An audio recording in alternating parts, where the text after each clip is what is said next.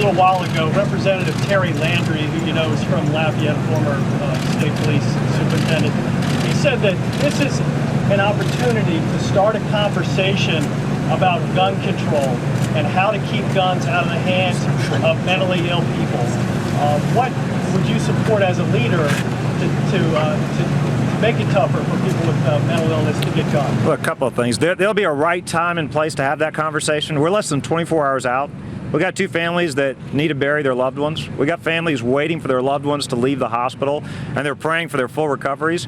I think now is the time to focus on those victims. There will be an absolute appropriate time for us to talk about policies and politics, and I'm sure that folks will want to score political points off this tragedy as they've tried to do off previous tragedies. Right now, let's focus on these families. You know, it hasn't even been 24 hours.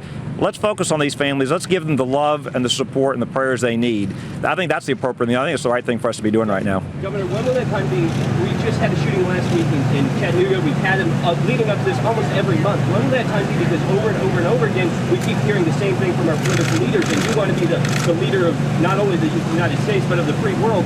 What would you do different to stop these tragedies from happening all over the country? Look, you can ask as many times as you want. My answer is not changing. I today talked to the father of a man who lost his daughter. Right now, the important thing is to show them all the love and prayer and support. I'm more than happy to talk about this in a few days. Right now is not the time. It has been less than 24 hours. Lafayette's grieving. Let us bury our dead. Let us mourn for those that have been killed. Let us actually take care of those that are still in the hospital. It hasn't been 24 hours. Let us mourn. The country in Chattanooga, what do you say to them? It's been over a week. Look, let us mourn. You can ask me these questions in a couple of days. I'm not going anywhere. I'm happy to talk about this. We're happy to talk politics, but not here, not now. Now's the time to grieve. Now's the time to mourn. Now's the time to come together and show that Lafayette's resilient and we can get through this. I'm not shy about providing my opinions on any topic. Every reporter here knows that. I'm more than happy to talk to folks. I'm not going anywhere. I'm not disappearing.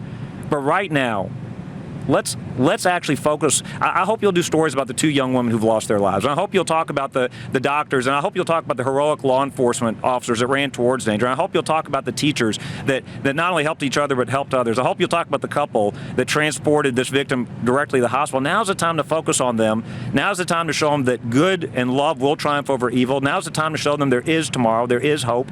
This was an awful, senseless, evil tragedy. Now it's time to let these law enforcement officials do their jobs.